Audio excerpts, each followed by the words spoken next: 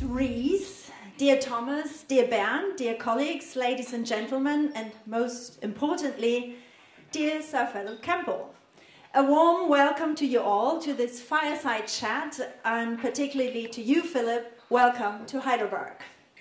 It is my great pleasure to chair this event tonight, which marks the beginning of Sir Philip Campbell's Springer Nature Gastprofessorship for Scientific Communication. As an English linguist, I could not resist the temptation of reactivating my knowledge of the term compound Fireside Chat. The OED provides us with interesting information of the transferred sense of fireside. A, situated or occurring by the fireside. So we don't have to imagine the fire, it's there. As you can see, it means a domestic and homely atmosphere. So yes, Philip, we want you to feel at home and welcomed, and we are very excited to have you here. Fireside Chat, first used in American English in 1933 by Theodore Roosevelt, so at the beginning of the Second World War, designating a radio or television address by a politician delivered in a friendly, informal manner. Well, we have deviated from this communicative channel, but I'm sure we have a number of important things to say here as well, in an informal manner, of course. But I think, well, the means and the channels of communication, for science in our case, will be of importance tonight. So we have this very important topic here, the role of science communication. There is great change. Why is science communication becoming more important? The accelerating growth of knowledge. We all know that evidence-based understanding of research and science is in danger. And for the first time since decades, I would say there is a growing skepticism towards scientific research. The growing diversity and complexity of modern societies, technologies, the scientific methods and research results and means of communication which seem to be changing. The UN sustainability goals, which we talked about on Saturday evening, which seem to set the agenda for us, perhaps, and which make us ask to what extent our own research is actually useful. There is a demand to communicate better, whatever that means. And so we started this visiting professorship for science communication to strengthen this awareness for the importance of science communication in the different fields. And we have the expert knowledge now to help us to explore this creative space. And these are, I'm sure, some of the issues we'd like to discuss. I'd also like to welcome, to my right, Hans-Georg Kreuslich, a virologist and former Marsilius director, and Thomas Rausch, biologist and the current Marsilius director, and of course, Sir Philip Campbell here to my left. Before we go into the discussion, I think we shouldn't just say Sir Philip doesn't need an introduction, which is often the case. I think that's not what we should do. So I'd like to mark a few points within his curriculum vitae, which are of crucial importance. He is now the inaugural Springer Nature Gastprofessor for Scientific Communication, and you'll spend the winter term with us here in Heidelberg, where you will support the university's efforts to further the important task of effectively communicating scientific projects and findings to the public. The brand new Gastprofessorship has been made possible by the Holtzbrinck Publishing Group, the Klaus Tschira Foundation, and our university, and we are very, very grateful for that. So, Sir Philip Campbell has committed his professional and academic life not only to generating, but also to communicating scientific findings. So you are the ideal candidate for this new venture.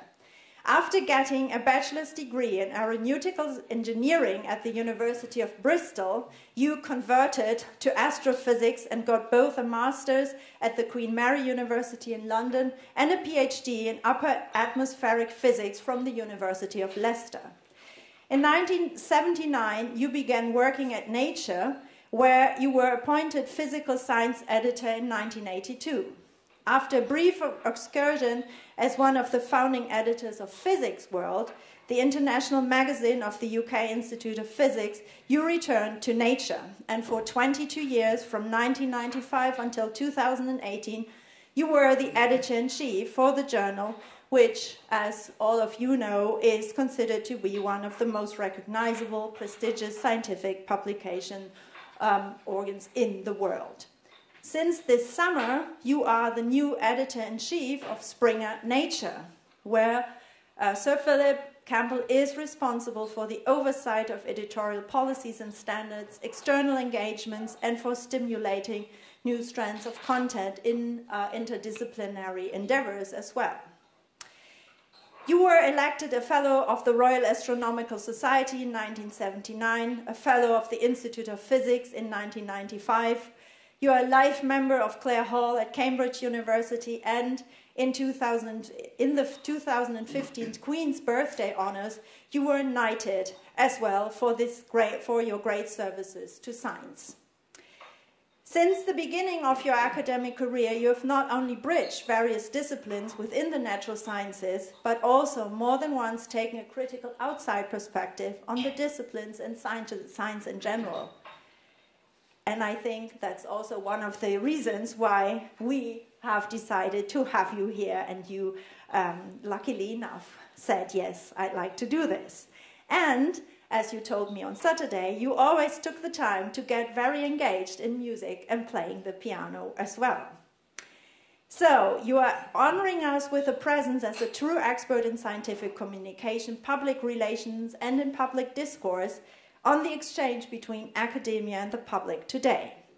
Thank you very much again for coming, and we would look forward to talking to you more about the burning issues concerning policies, intricacies, and ethics in the publication world. So welcome again. And I think...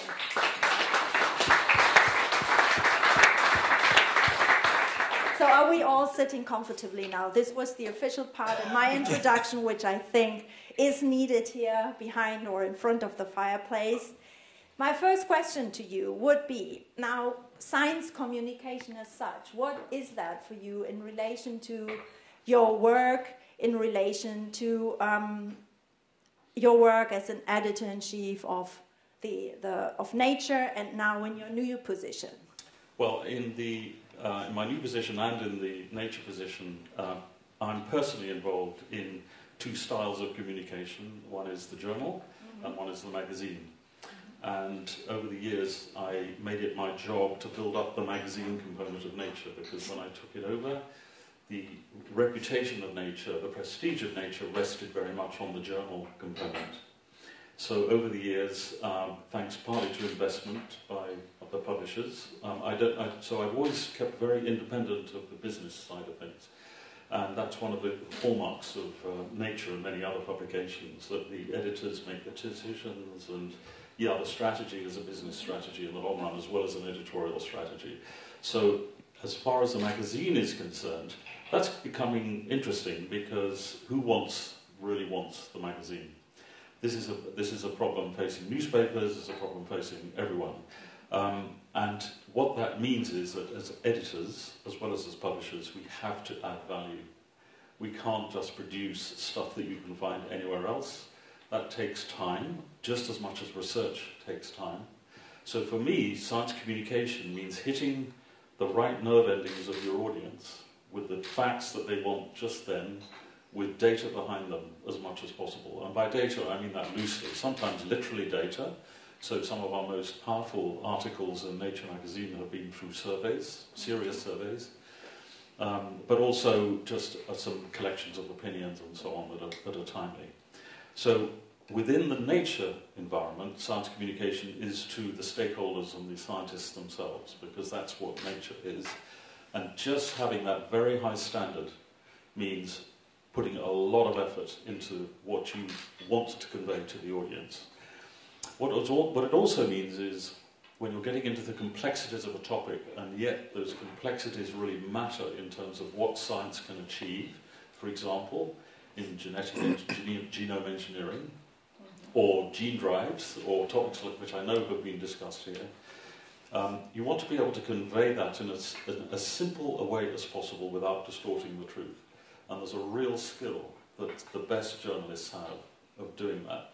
They know what to leave out, they know what to put in, and get the message right so that the specialists reading it are not losing their trust in the journalist. The quickest way to lose trust from the scientific audience is to just get it wrong, just to sort of misrepresent what the facts are. And of course, it's all an approximation to the bigger truth. So that's a real challenge, but the scope of what we've done in terms of enlarging the scope of nature into social science feeds into my current job, and I'll say a bit more about that. The journal side of things, of course, there's lots of discussion about the business models and open access, and we can talk about that if you like. I've stayed away from that by and large because I believe in the long run everything will be open access in terms of research papers anyway. But how we get there, it's a complicated business, and as I say, we can talk about it if we want, but the job of the journal to actually transmit the knowledge in a way that is usable and useful with the help of the internet and platforms is a huge challenge also, because you need ever more time to take in all the data that are coming in, and you need ever more resource to host the data, and universities and funders and journals are all in it together in terms of what are the platforms for hosting this stuff, and how do you keep them up to date and functioning? And every institution in the world, I suspect, including probably Heidelberg University, certainly Nature, has a problem of legacy databases, legacy platforms, and it's very expensive to put them. So this is all very prosaic compared to the big picture, but I do think that's important. But the bigger thing for the chief editor of Nature, and actually the chief editor of Springer Nature as well, is to try and synthesize or integrate the views around a problem. And that's why the multidisciplinarity has been really important. But also, that's why something we did recently, co-production, is really interesting. So co-production is where you bring in the stakeholders as well as the disciplines in academia to look at a useful piece of research and how to frame it from the beginning. And ultimately, you're going to fail to have an impact if you're trying to be useful if you don't bring in those stakeholders. Okay, but that's a high-level answer, but there are lots of complications in there. But those are what I see as important at the moment. But I think a very useful answer already. I'd like to come back to this term useful, of course, and then. But perhaps before I do this, you mentioned distortion of facts and truth and so on. Yeah. Which is a huge issue, of course, but if you perhaps could relate this to the major changes you have witnessed and experienced in your career, with the internet and so on, and different means of communication. Right. So distortion is a really interesting concept. So I remember when there was a national debate in Britain about GM crops. The government set up a debate. And it was conducted on economic terms and on scientific terms, etc. And they set up a committee to work out how to host a public debate about GM crops. So on that committee, they had somebody from Greenpeace, who was a scientist, a genuine scientist, and they had a scientist from a plant laboratory. And what I heard, but I've never seen the texts around that conversation, was that they couldn't agree on what a fact was, what the right facts, quote, were to put in front of the audience. So there's a danger when you talk about distortion that you elide several different things. So yes, there is absolute misleading. I've heard on the BBC equal time given in some interviews in the past to people who say outright lies about what the state of climate is. I mean, they're just completely misrepresenting. So that's absolute distortion in my terms. And the BBC apologise for that. I hope that doesn't happen in Nature or our other publications. But there is a more subtle thing which can be perceived as distortion, which is getting the other values and the other stakes into the conversation. And sometimes that can strike one researcher or another as something that is distorting of the agenda, even if the facts themselves are contentious. So that's quite a subtle interplay there. But I've seen in some debates that the scientific side of good advice, like vaccines, right? You want to get the population to take vaccines seriously, and the opponents hit all the right nerve endings of parents who are worried about risks to their children. It's not about facts, it's not about herd immunity, it is about what you are telling people. And that's where the institutions of science often miss the point completely. So I'm not sure I answered your question, actually. I lost my track, but those are the sorts of things that I think about when I'm thinking about that distortion and post-facts. I assume that the examples you have given also relate to something that you would call useful research as well. And we discussed a little bit before the UN sustainability goals as such, and who determines what useful research is, which eventually then also leads to how this is communicated to the public. So I find the term useful as somebody from the humanities at large somewhat critical, I have to say, but I'm sure you convince me that this is a good way to go about this. I'm not so sure. I think, so for many years, coming out of physics, coming out of astronomy and atmospheric physics, I was really passionate about fundamental science and discovering how the way the world works for its own sake and so on. And then, I still believe in all of that. I'm not withdrawing in any sense from that at all. But personally, I became interested about 5 years ago, and it was just a trigger point. It doesn't matter too much what it was, where I began to think, okay, how do you get prestige in academia for being useful, as opposed to getting your paper in Nature? Now, in engineering, you get prestige anyway, right? You get prestige if you're an engineer, you get prestige, right? So there are other disciplines where that isn't so obvious. And so I began to think about that. And the answer is not just to launch Nature journals so that people who want to be useful can publish in them. The answer is to think about what it means to be doing useful research and what universities and funders need to do. So the mood has changed in the sense that more and more funders and governments want a greater proportion of their research to be, quote, useful, addressing societal challenges directly. And that's what I mean by useful, directly approaching a societal challenge.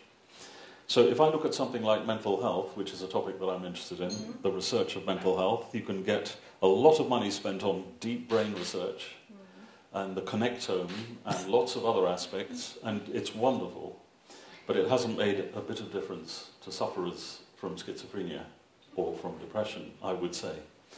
And so the question then is, should you be spending a lot more money, and should you be publishing more in the field of psychological treatments, where actually you are making a difference? And it's not so fundamental, but it is about psychology, there is real research to be done there.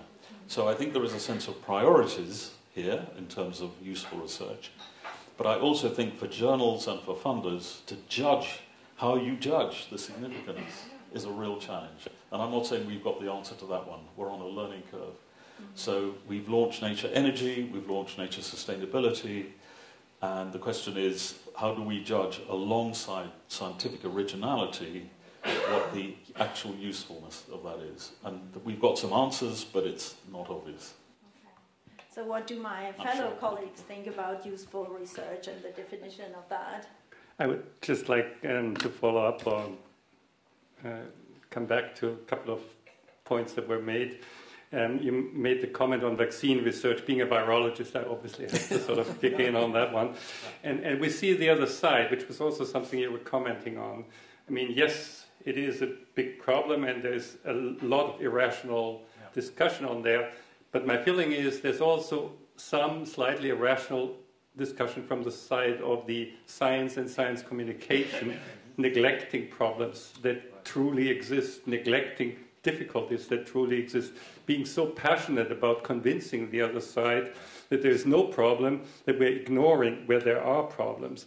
And I feel that this is not just in vaccine. aspects, but in many of the relevant communication aspects that we have. And that it's not really easy to overcome this at the current time. So can you give me an example of what you're referring to in the vaccine situation?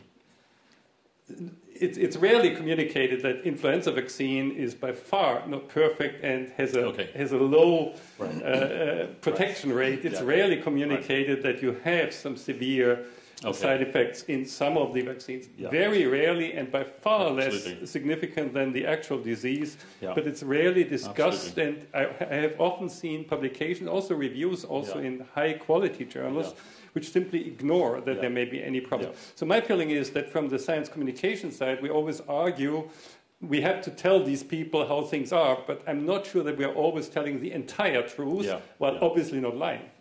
So I totally agree that somewhere in the communication game and in the information for journalists especially, you absolutely need to give the whole story. You need to have those warning signs, because any journalist doesn't want to be confronted by an awkward truth after they've written the story, if they're doing it well.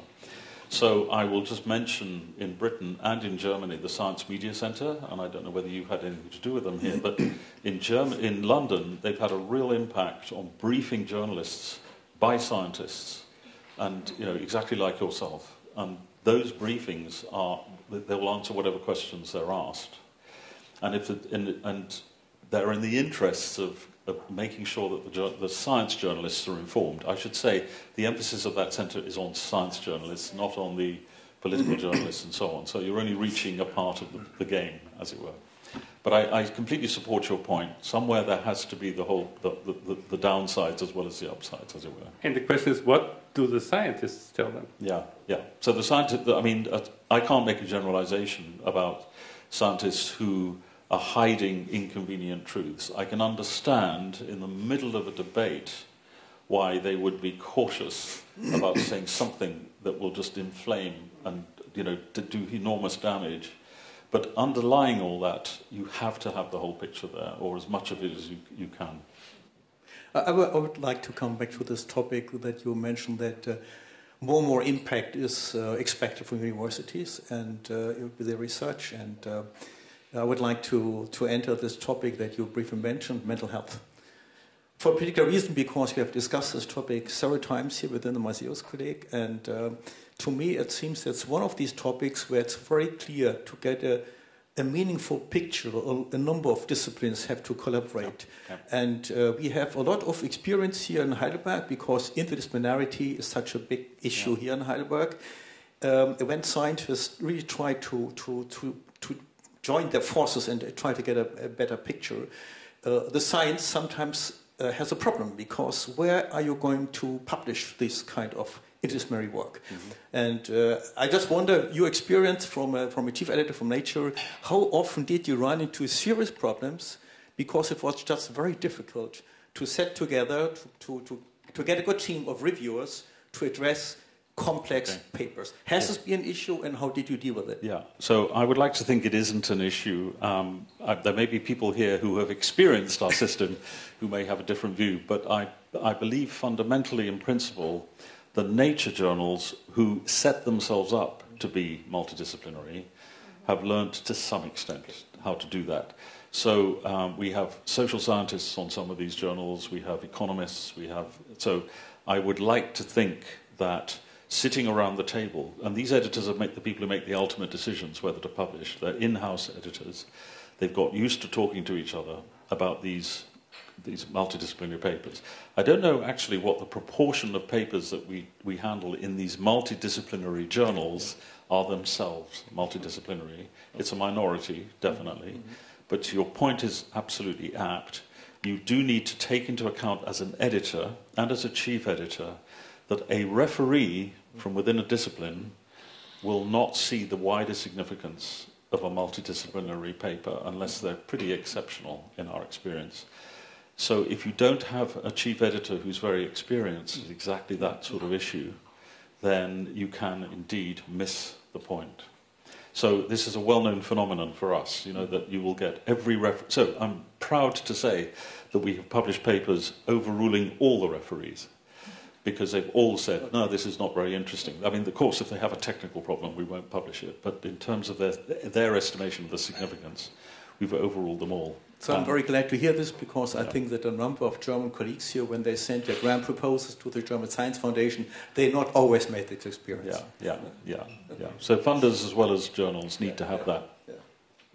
So I think that raises another issue as well. How do you train people in the area of interdisciplinary / transdisciplinary research and evaluation, which leads us perhaps to another topic, how does the setting up of criteria work, the setting up of valid, truthful, fair criteria, how does that work? Perhaps you can tell us a little bit your insights, So the training is, it's sort of straightforward. You just have to work as a part of the team.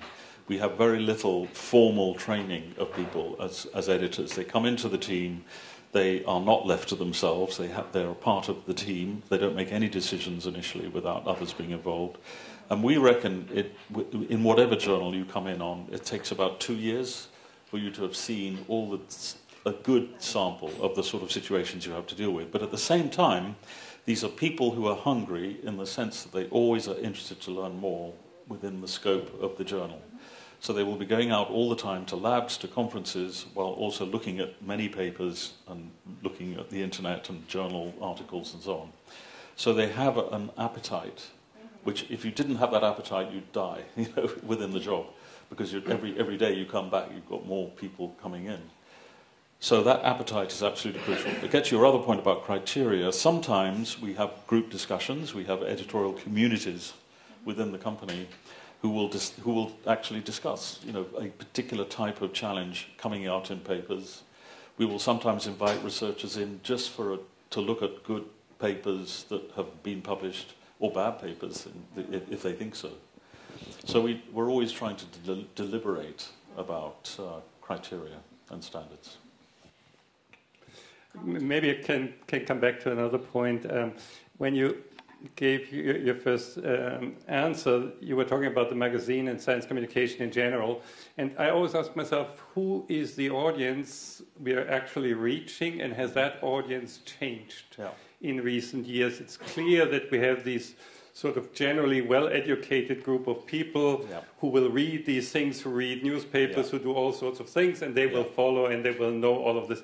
But there's a very large part of the proportion who also should know about climate problems, or should understand about climate problems, about genetic engineering, about vaccination, and so on. And my impression is that with all of the communication, it's very hard or almost impossible to reach them, and it may have changed for the worse. I don't know if it's changed for the worse. I think, in terms of Nature itself, we had a relaunch, a quiet relaunch, I would say, in 2010. We redesigned the print edition, and we thought, as a part of many conversations with subscribers and other people, what is the mission of Nature? Because when Nature was set up in 1869, there was this lovely era when the elite were well educated and so on, and so they were a nice audience to be simultaneously quite scientific to scientists and talking to the wider audience. So in 2010, we rather decided that Nature had to decide what was it trying to do, and we decided we're focusing on researchers and the immediate stakeholders of research. What gets interesting, so all of our magazine content is freely available in the current way we do things. So what is interesting is that people who are in the public can be very specialized in their interest. And some people think this is risky, but nevertheless, they can have a passionate interest in a topic, and it may be because they have a relative with an illness, or it may be because they are environmentally passionate. And we've had some of our most interesting feedback, in some cases, I won't say many, but in some cases from climate critics who've looked at the data in our papers and pointed out errors in the data. And it never led to a retraction, but it led to a correction, definitely, on a couple of occasions. So, they're out there being serious about what we publish. So the wider public, the wider, feeling of confidence in science and all of that, I can't pretend that we have that much influence.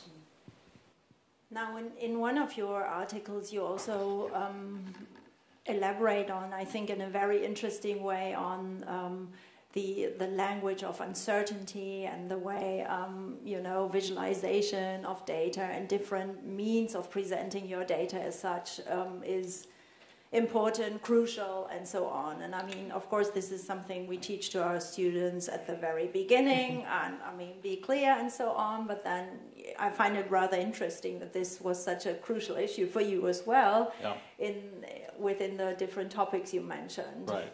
So yeah, could you elaborate? Well, I can elaborate a little bit. I think you're talking about the Philosophical Transactions paper in the Royal Society. So that was a conference invitation, and I realized that in so many of the public debates, and it was in the public debate context that I did that paper, uncertainty was there, and the question is, how did the recipients deal with, or the stakeholders, I should say, deal with uncertainty? And so I was looking at different ways in which that was being dealt with. So in climate change, they went through an enormous process within the IPCC to document uncertainty, to come up with how to portray uncertainty. I have no idea how beneficial that was, but at least it was honest, it was an attempt to be honest. And then at the same time, so the vaccines case was an example, I was looking at the work of social scientists who looked at messaging from the CDC in particular, and how it played into all the fears of parents. Well, it didn't. The CDC did not, but the opponents did. And then you had these other interesting groups of people who were inhabitants on a volcanic island who were threatened by volcanic eruptions, and they needed the best scientific advice as to where to live, basically, how to behave while this threat was going on. So they got experts together to arrive at a judgment, an expert elicitation. And it was very interesting to think, okay, what does that mean? The fact that they've got together, there's no hard answer in the literature, and they're looking at the landscape and the volcanic eruption frequency and the underlying plumbing from seismology. They're doing everything they can to understand the system, but they're being locked up for 2 days and coming up with their best answer. This is where you need to deploy yourselves on this particular island.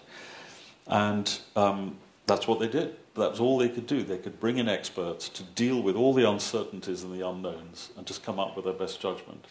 And then they had to communicate that. And so they used the sources of trust who were willing to buy into that whole process. And that was including religious leaders and others who accepted this as something that needed to be communicated because they were in an emergency situation.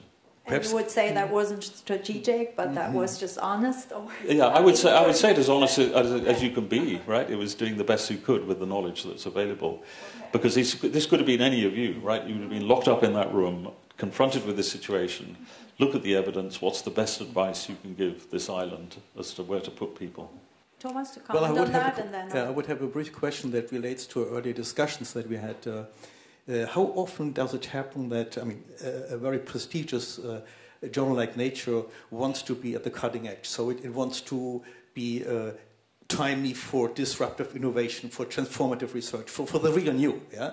And we talked earlier about this homeopathy paper in 1988. So just as one example, yeah? So where are you there as a team? So when you have something that is really very disruptive, that's not more of the same, even if it's excellent, but it's really a completely new idea. What are your criteria? It's another aspect of uncertainty, but now within your team, so to speak. Well, so I think, that classic statement, extraordinary claims need extraordinary evidence, is very important. And you need to be able to stand by your decision to publish it, so you have to take a lot of trouble. And so we might, if it was a really extraordinary claim, even as we did on one occasion, get somebody to replicate the experiment independently before we published it. So that we have to do. The other thing is, once we have done that, to be completely delighted that we're being disruptive, because that's what science is for, right? So So this is one of my answers to climate skeptics. Say, oh, Nature just publishes what I say. If you sent me the paper that really showed that climate change was not happening, I would love to publish that for so many different reasons. So so disruption means a lot of responsibility, but also pleasure. Are there any questions from the audience right now? I would like to continue the question that Herr Kreuslich started to address. This is about science communication. but it's largely about communication within science. And I highly appreciate Nature, and I was lucky enough to be both an author and a news and views and a referee and everything. But even the news and views are not addressed to the general public, but to the educated scientists, even to the nearby scientists. So a geologist might be just be able to understand the medical part or so.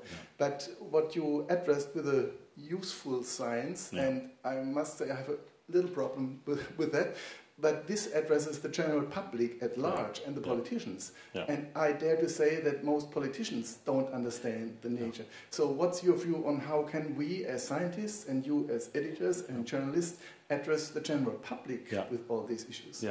So I am a believer in social media. I really do believe the social media are incredibly important. And I've always been an advocate for scientists and academics more generally, engaging on the social media.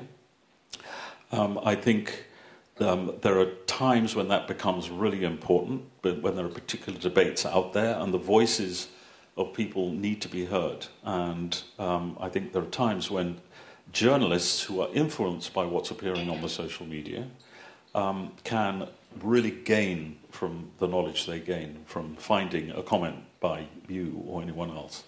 So I know that's, there's no magic wand to your question, but I think one cannot underestimate the importance of that. Now there are risks in the social media, I know that, and you can end up with a lot of hatred.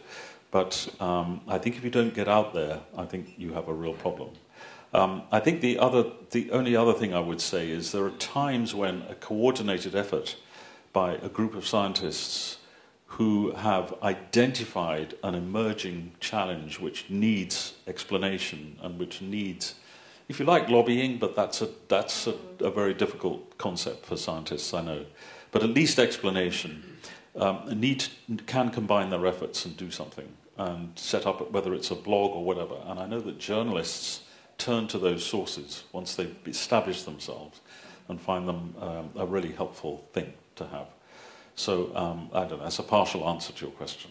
Maybe a brief comment on it. Social media is fine, but if the scientist tells it, he wants to have his fame or her fame, he wants to tell the story, so that's not necessarily a truly proven situation. So I would feel that alone will not work and might actually create some distrust if it's not run into a different direction. So the question is, what else is there?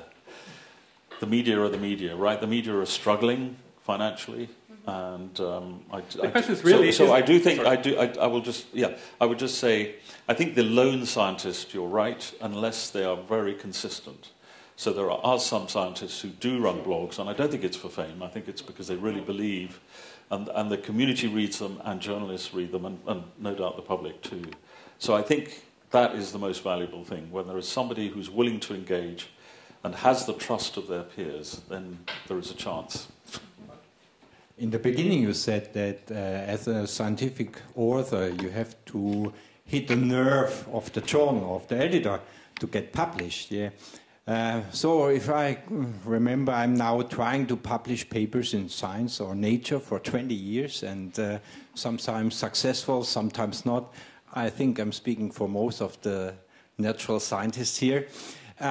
And during the past 20 years, I made the experience it's more and more difficult to sell the paper. So maybe it's my subjective opinion, but I think you more and more have to oversell it from the top to get into Nature, to convince the editors.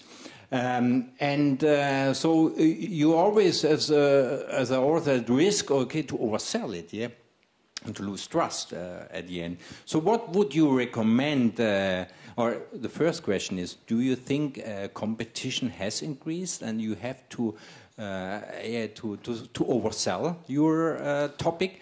And the second question is, what would you recommend authors, the strategy, how to convince the editor? We all believe, I think we all are patient with our science, and if we have discovered something unique, we think, okay, we have to convince the editor, and we are disappointed. I think most of us were disappointed and rejected. Right. But I think competition has increased, and you have even more to oversell it. Do you have the same impression, or what would you?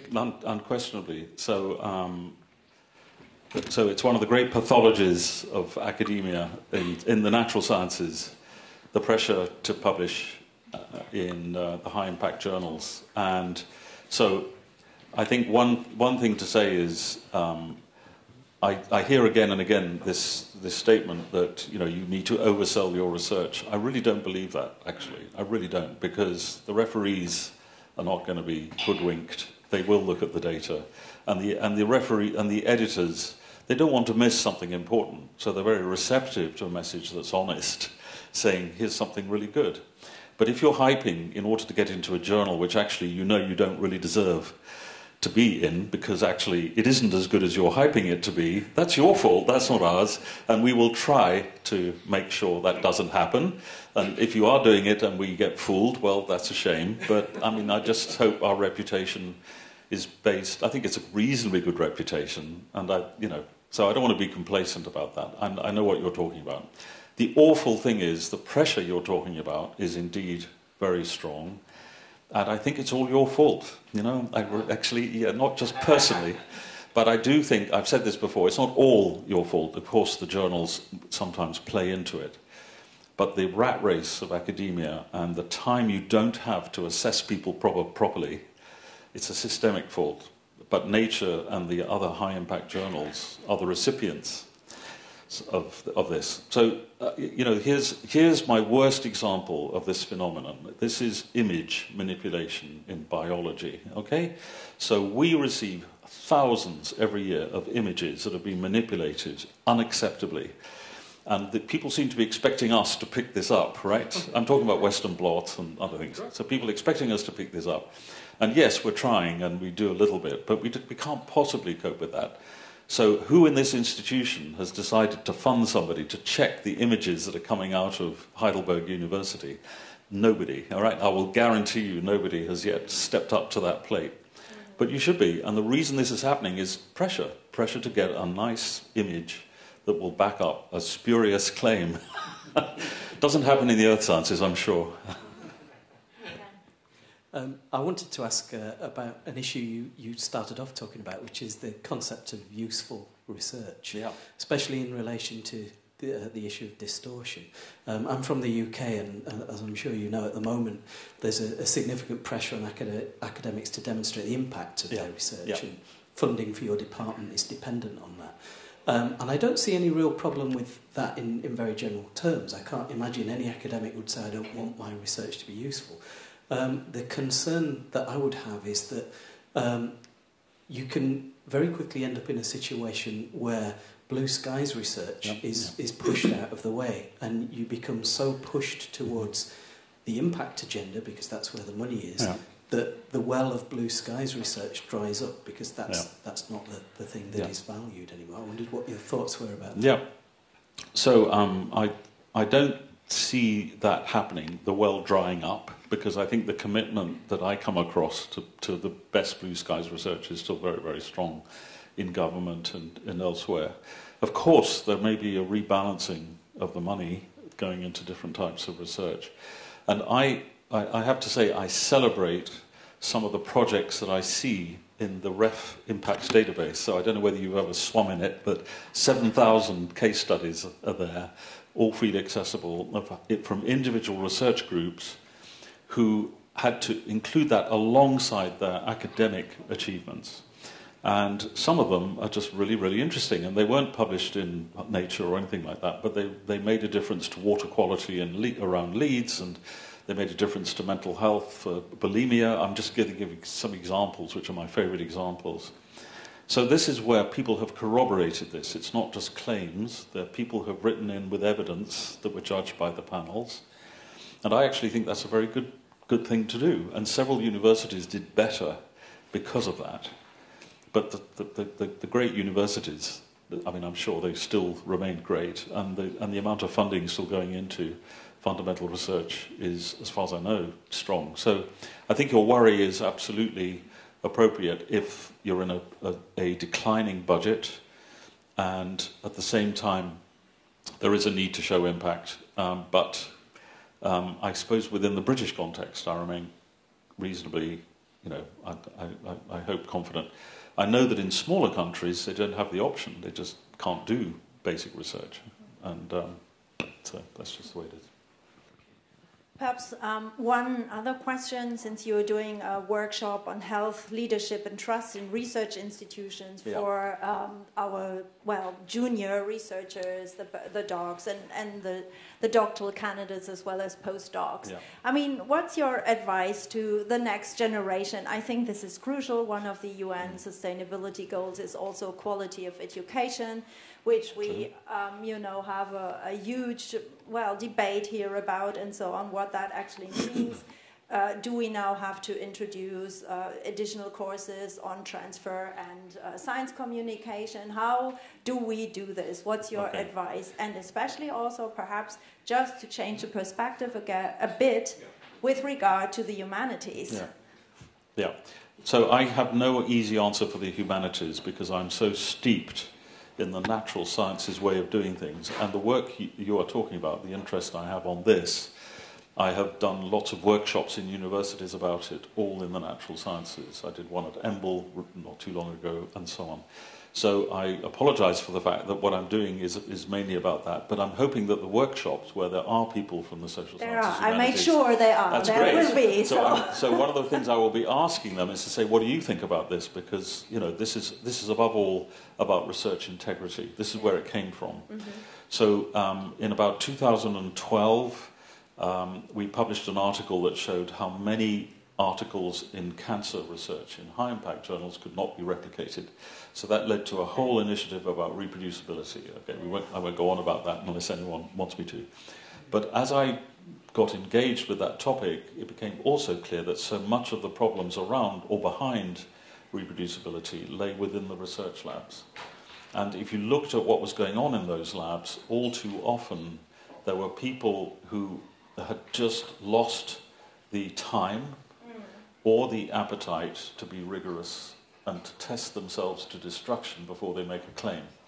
So I think, that's a sweeping statement, I can back it up if you like, but nevertheless, I think the bottom line is how many people in this room have trained or been trained as a group leader in research, okay? And I would imagine the answer is a low number, because everywhere I've been, the answer is usually none.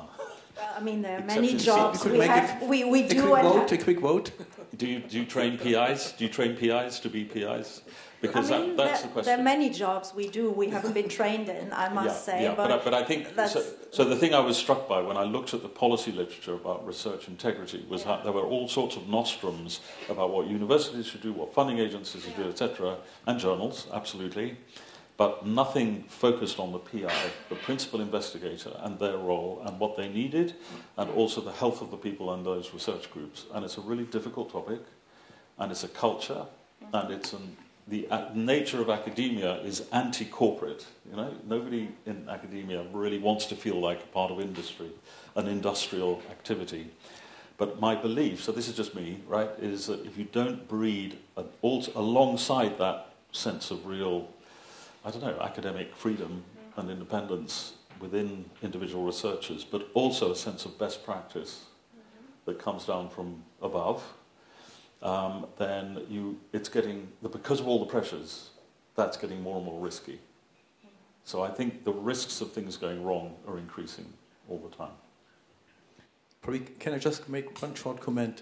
Because we're just trying to go for the next bit for the excellent strategy in Heidelberg, in Germany. Yeah. And this topic exactly also popped up, quality assurance, quality management. And very often among the researchers, it's very clear we want to have management of the supporting structures for research. But we are very, very, very, very hesitating when we have to define certain KPIs just for ourselves. Yeah? So I think this is really a very big issue, and I think it's in communication in university.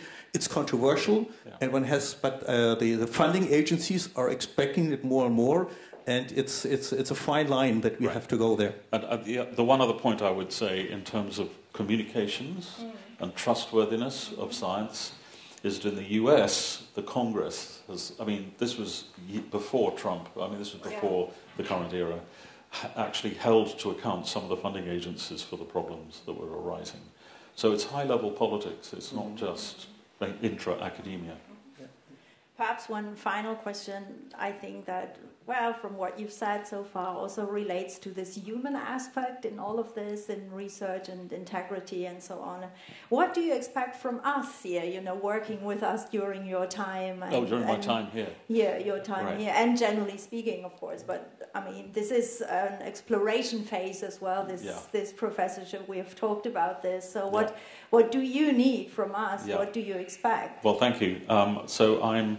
My job, actually, although this whole thing about quality and it has been a part of it, right now, for me, the most interesting part of my job is to work with people within the company and externally on multidisciplinary themes relating to the Sustainable Development Goals. So the SDGs provide a good framework. Yeah. They're very remote and aspirational, but they do actually, nevertheless, relate to really important topics. So we've had some workshops recently about oceans, for example, sustainable oceans, and looked at which institutes out there we might work with, might we run conferences with, might we do special issues with, etc. But including from across the company, the social sciences, humanities, and the natural sciences. And it's not just oceans, it's also peace and justice. So it's areas where the natural sciences have very little directly to offer, and where the humanities have huge amounts. So that's the sort of thing I'm doing. Okay, so now we have this Marsilius-Kolleg, and you're all about these sorts of multidisciplinary issues. And I've looked at the projects, and I've looked at the people, and I'm hoping by the time I've finished, I will have had a chance to talk to each of them, because I think their experience of multidisciplinary research will be interesting just to pick up, as well as the topics. And perhaps one other question. So the task we are given to work with the public, citizen science and so on, that's of course a difficult task as well, considering what else there is we have to do. And our original duty was at least to teach and to do research. I think now transfer is added to it, what's your advice? How do we do all of this? I agree, that's a real problem, and I don't have any advice. Okay. I'm sorry. It is a real problem, and it's going to get more difficult, it's going to get more expensive. We're all in it together in some way. I'm sorry, that's a very glib statement. Maybe into a very different direction. What's your sort of long-term view on the future of scientific publishing? We have this ever-increasing number of journals. Nature itself does a lot more of them, and we have hundreds more. I'm not talking about predatory journals. That's a difficult problem, but that's not the issue I would like to have in front here.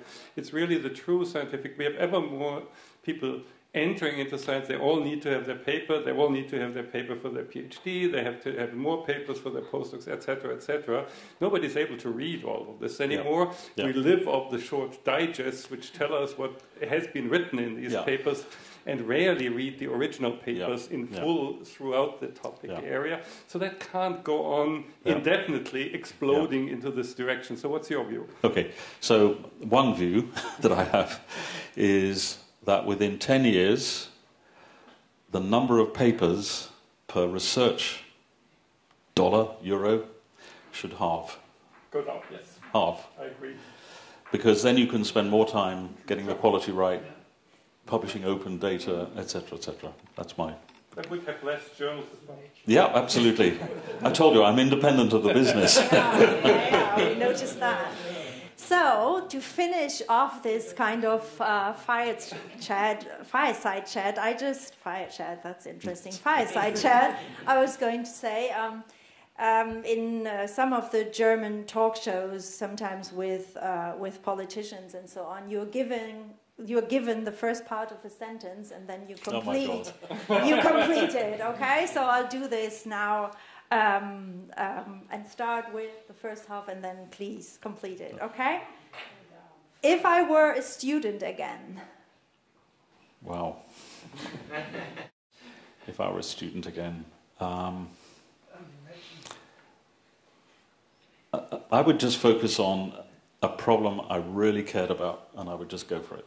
Good. what If I were given one... Oh, I got more questions. Yeah, I thought I was beginning to relax. Oh, sorry, five. Oh, and sorry. here you can see... Sorry, say it again. Start again. Here you can see I haven't prepared you for that. No, you so haven't. that wasn't... That's the... Cool. Well, you will be able to do that. So if I were given 1 million euros for science communication,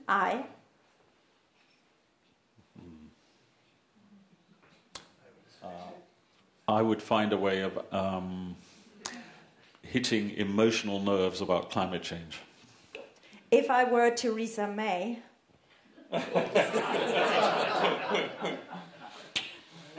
Wow. Sorry. I would change my mind. I'm a Remainer, okay, so one way or another, we've just got to... Whether we'll stop Brexit or recover from it and come back in, I don't mind. Twitter is... Something I never use, ever. And finally, music and the arts are like... Lifeblood to me. Thank you very much, and thanks to you.